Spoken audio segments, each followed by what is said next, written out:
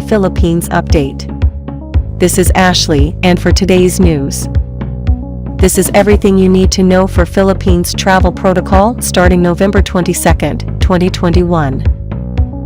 This video will discuss protocols for fully vaccinated and unvaccinated travelers from green, yellow, and red countries, as well as the guidelines for families traveling with kids. Before we start, kindly hit that like button if you want me to keep making these updates. Thank you.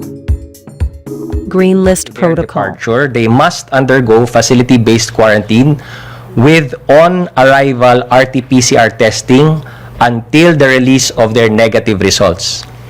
After this, the individual is enjoined to self-monitor until the 14th day of their arrival, with the date of arrival being the first day.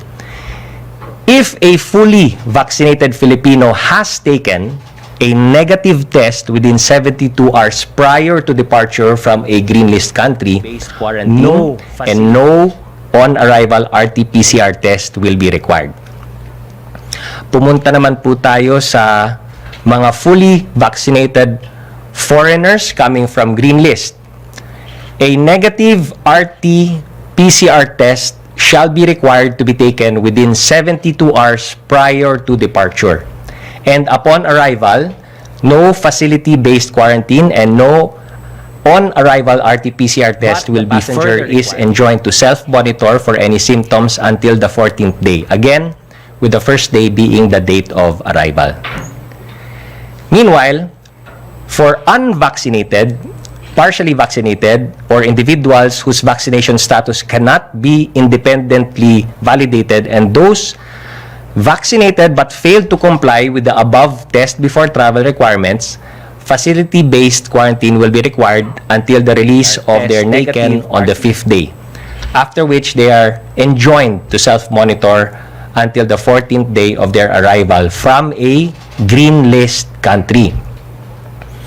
All passengers, whether Filipinos or foreigners, merely transiting through non-green list jurisdiction shall not be deemed as having come from or having been to the said country, territory, or jurisdiction if they stayed in the airport the whole time and were not cleared for any entry by its immigration authorities.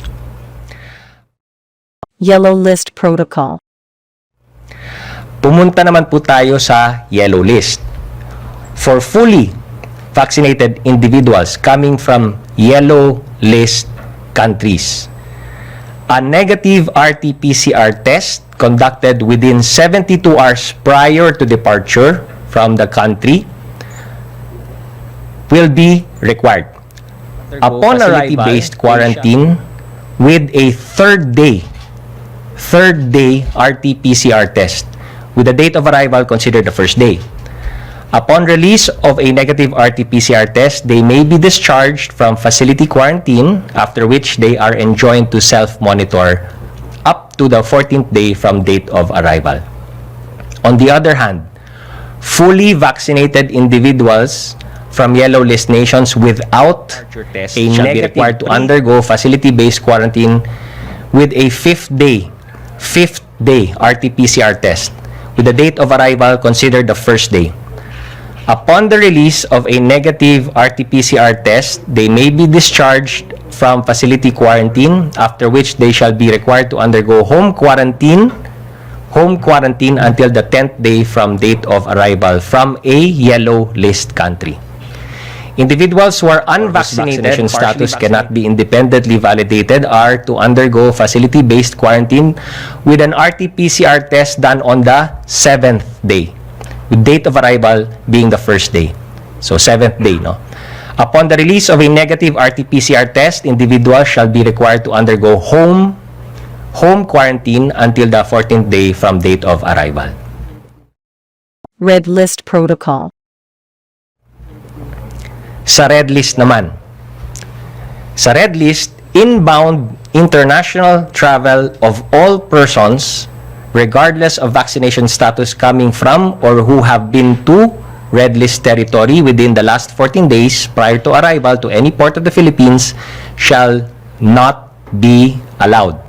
Only Filipinos returning to the country via government-initiated repatriation and bayanihan flights may be allowed entry subject to a 10-day facility-based quarantine upon arrival.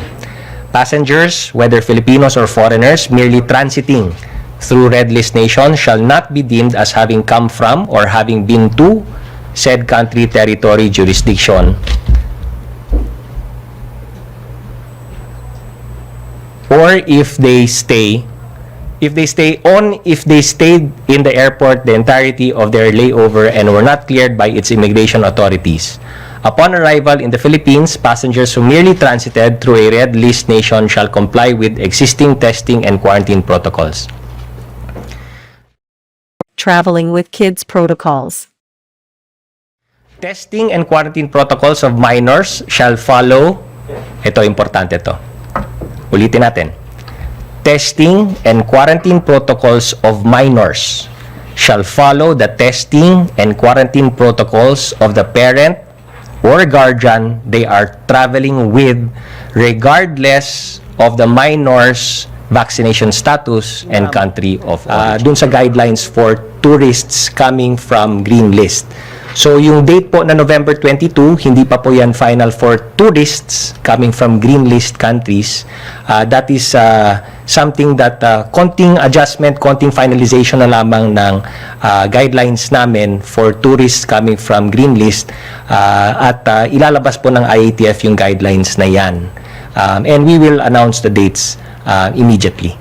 For tourists, again for tourists. Consider subscribing and turn on your post notification bell so you won't miss any updates from the Philippines. Thank you so much for watching, and I will see you guys on the next video. Keep safe.